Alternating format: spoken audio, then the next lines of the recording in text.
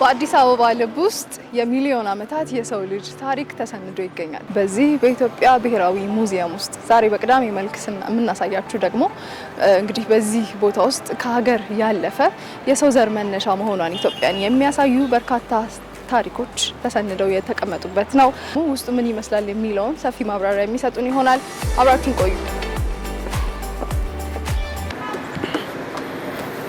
እንኳን ደህና መጣሽ። እንኳን ደህና መጣችሁ። እስቲ ስለ ብሔራዊ ሙዚየም የተወሰነ ነገር ማለትና የብሔራዊ ሙዚየም በተለይ ለኢትዮጵያ ታሪክ ያለው አበርክቶ ምንድን ነው ማለት ይቻላል? አሁን ያለው የኢትዮጵያ ብሔራዊ ሙዚየም እና በኢትዮጵያ ቅርስ ባለስልጣን በ1992 በአዋጅ የተቋቋመ ነው። ይሄኛው ሙዚየም በ1967 አካባቢ ነው የተከፈተው። 1965 ህንፃው ግንባታው ተጀመረ። 67 ላይ ተጠናቆ አገልግሎት መስጠት ጀመረ። በአሁኑ ሰዓት እንግዲህ 4 ቋሚ አውደ ርዕዮች ናቸው እዚህ ያሉት። ምንድነው እዚህ ጋር የምናየው ካል በአብዛኛው የሰው ዘር አመጣጥ ነው። አውደ ርዕዩ የሚጀምረው ከዚህ ነው። እነዚህ እንግዲህ በጣም ከፍተኛ እድሜ ያላቸው የስነ ህይወት ቅሪቶች ናቸው። ምን አይነት ቅሪቶች ብንል የእንስሳት እንደገና ደግሞ የእጽዋትንም ያካትታል ማለት ነው። ግን እዚህ ጋር የምናያቸው አሁን ይሄ የእንጨት ነው። ወደ 27 ሚሊዮን ዓመት እድሜ ያለው ነው። የዝሆን ቅሪተ አካሎች እነዚህም እስከ 4.3 ሚሊዮን አለ። እዛ ጋር የምንመለከተው ደግሞ የአዞ እንቁላል ነው። እሱም እንደዚህው ፎሲላይዝድ ሆኖ ቅሪት ስንል እንግዲህ ይሄ አጥንት የምንለው ሌላም አካል እንደ እንቁላል አይነት በሚሊዮን ዓመታት ወደ ምንድነው ወደ ድንጋይነት ይቀየራል። እዚህ ጋር የምናየው ሉሲ 50ኛ ዓመቷ ባለፈው ዓመት ስለተከበረ የተገኘችበት ማለት ነው። ለሷ ተብሎ የተዘጋጀ ነው።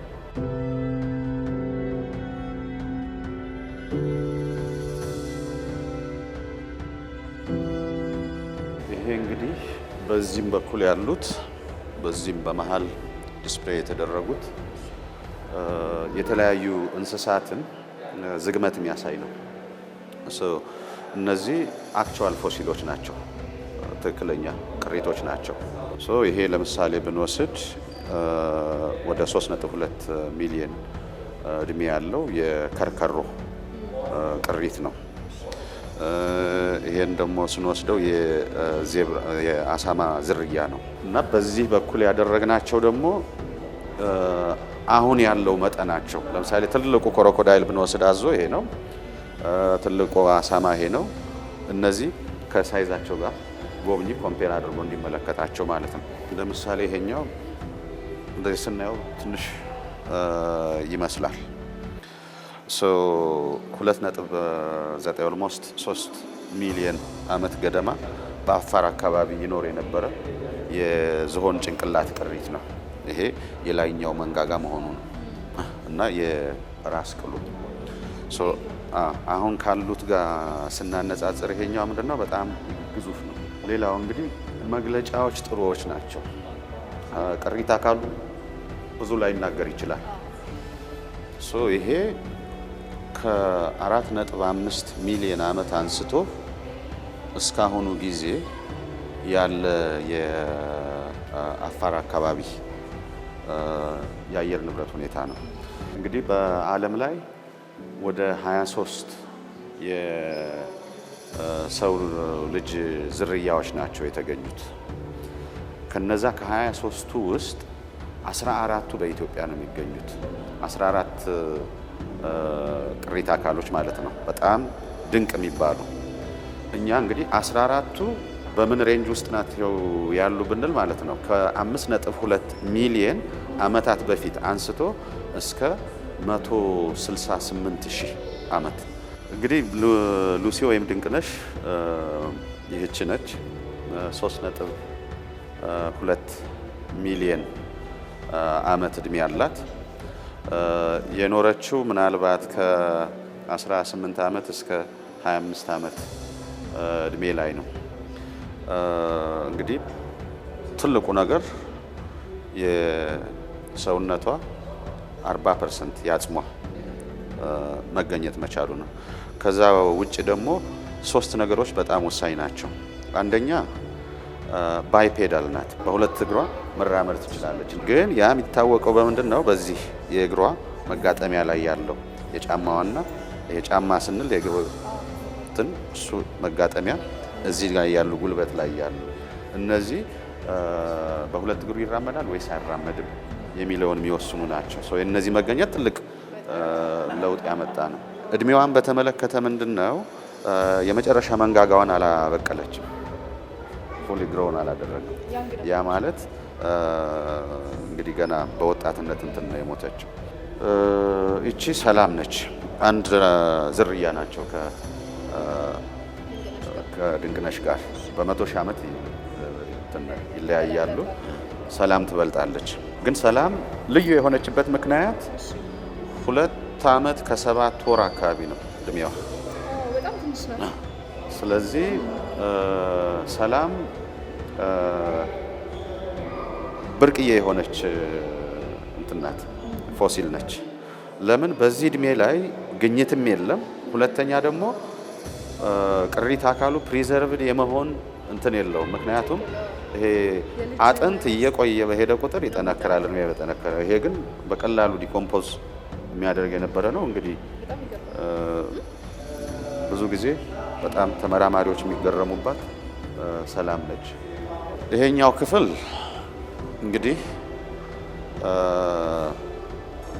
የሰው ልጅ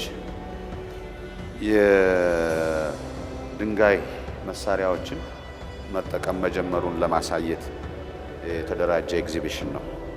ስለዚህ የሰው ልጅ ድንጋይ መጠቀም መሳሪያ መጠቀም የጀመረው ከሆሞ ሃቢሊስ ከተባለው ዝርያ ነው። ሆሞ ሃቢሊስ የዛሬ 2.5 ሚሊዮን ዓመት በፊት የነበረ ነው።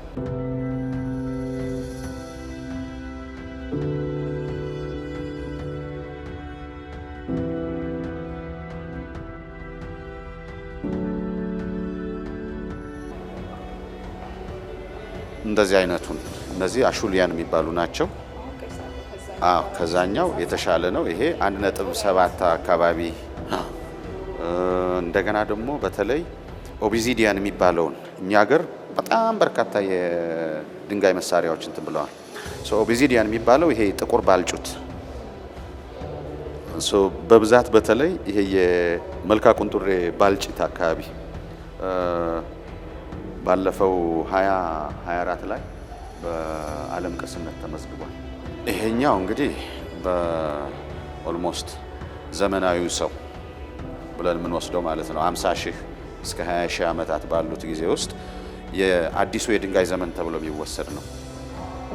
እዚህ ላይ የምናያቸው የሰው ልጅ በታሪኩ አንደኛው ትልቁ አብዮት የሚባለው ኒዮሊቲክ ሪቮሉሽን የሚባለው ነው። ያ ማለት ምንድን ነው? የግብርና መጀመር።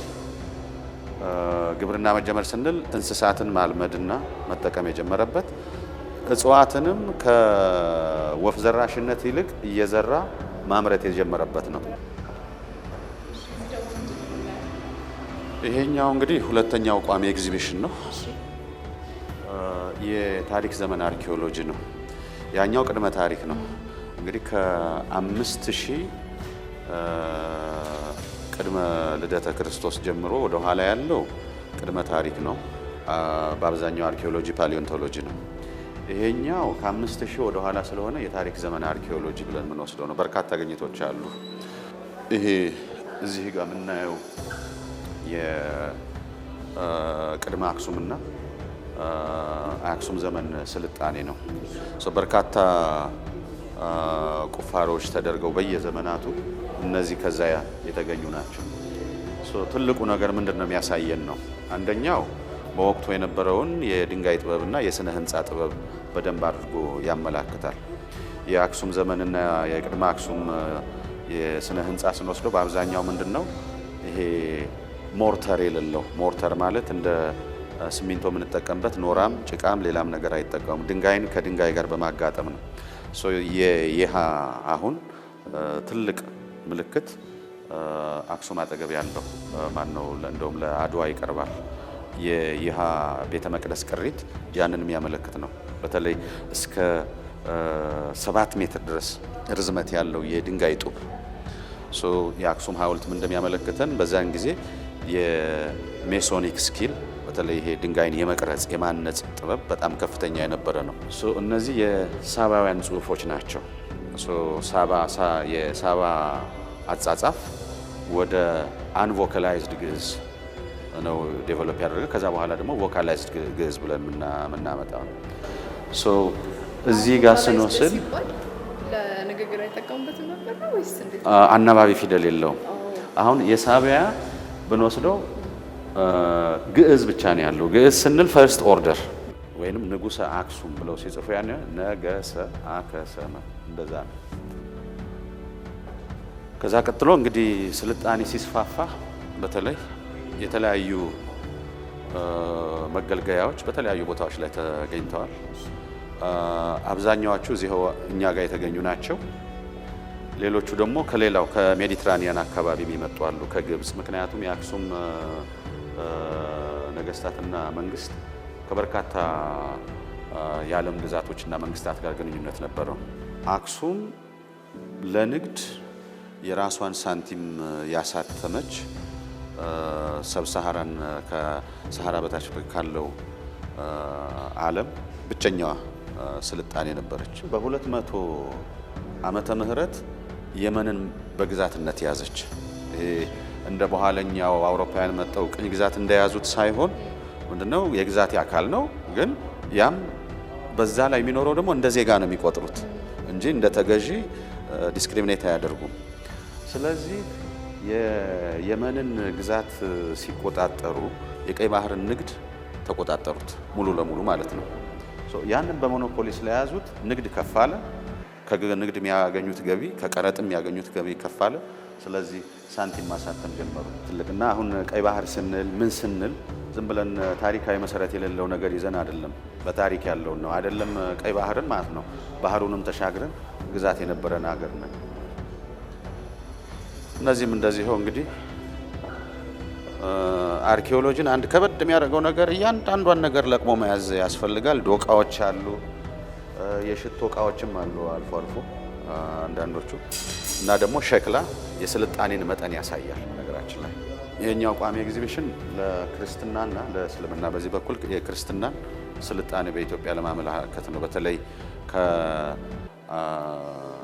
ከመጽሐፍ ከስነ ስዕል ጋር ተያይዞ ከአርኪቴክቸርም ጋር ተያይዞ እንግዲህ ክርስትና ካመጣው አንደኛው ነው የራሱን ስነ ስዕል ይዞ መጣ፣ የራሱን ስነ ህንጻ ይዞ መጣ። የራሱ ስነ ህንጻ ደግሞ ይለያያል። በተለይ ፍልፍል ውቅር አብያተ ክርስቲያንን የመስራቱ ስራ፣ የአይኮኖግራፊ የምንለው ደግሞ ይሄ የስዕል ጥበብ ከዛ ጋር በእንጨትም በድንጋይም የተለያዩ አብያተ ክርስቲያንን የማነጽ ነው። እስልምናንም ስንወስደው ለምሳሌ ልክ እንደ ክርስትና ሁሉ የራሱን አሻራ የጣለ ነው።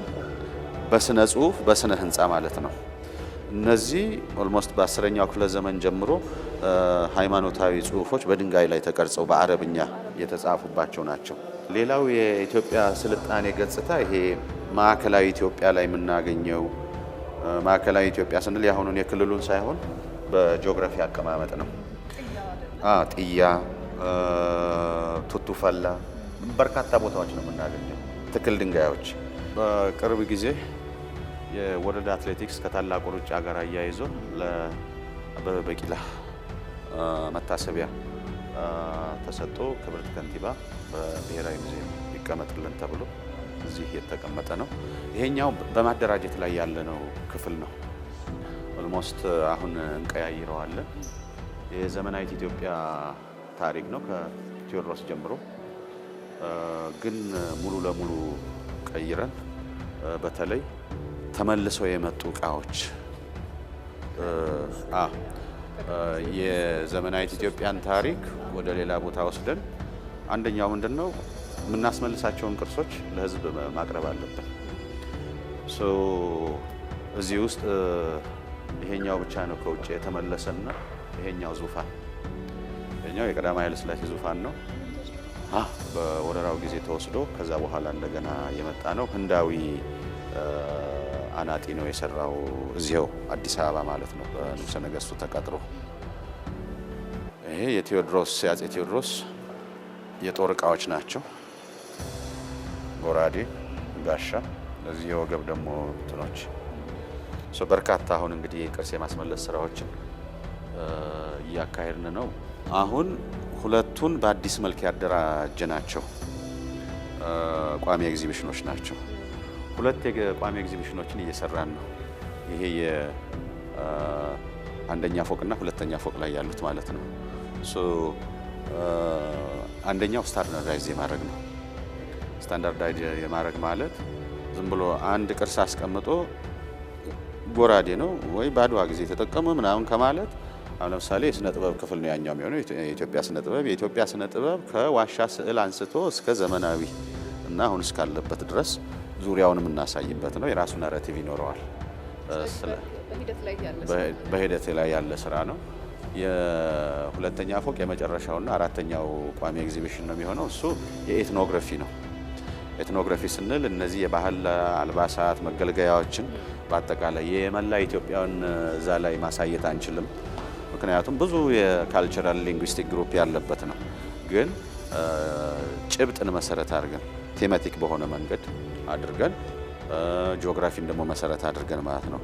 ሰሜን ኢትዮጵያ ላይ ምን ይመስላል? ለምሳሌ የኢኮኖሚ መገልገያዎች፣ የእደ ጥበብ እንትኖች። ደቡብ ኢትዮጵያ ደግሞ ምን ይመስላል? ምዕራብ ኢትዮጵያ ምን ይመስላል? ምን ያገናኛቸዋል? እሱን አሁን የሚቀጥለው ሰኔ ላይ የምንከፍታቸው ኤግዚቢሽኖች ይሆናሉ ማለት ነው። በጣም አመሰግናለሁ ፕሮፌሰር። አመሰግናለሁ። የኢትዮጵያ ብሔራዊ ሙዚየም የቅርስ ስብስብ ብቻ አይደለም። ከየት እንደመጣን የሚያስታውሰን፣ አሁን ወዴት እንደምንጓዝ ደግሞ የሚያመላክተን ሕያው መዝገብ ነው። ለዛሬ እንግዲህ ብሔራዊ ሙዚየም ተገኝተን በዚህ መልኩ አስቃኝተናቸዋል። መልካም ቆይታ እንዲሆንላችሁ ተመኘን።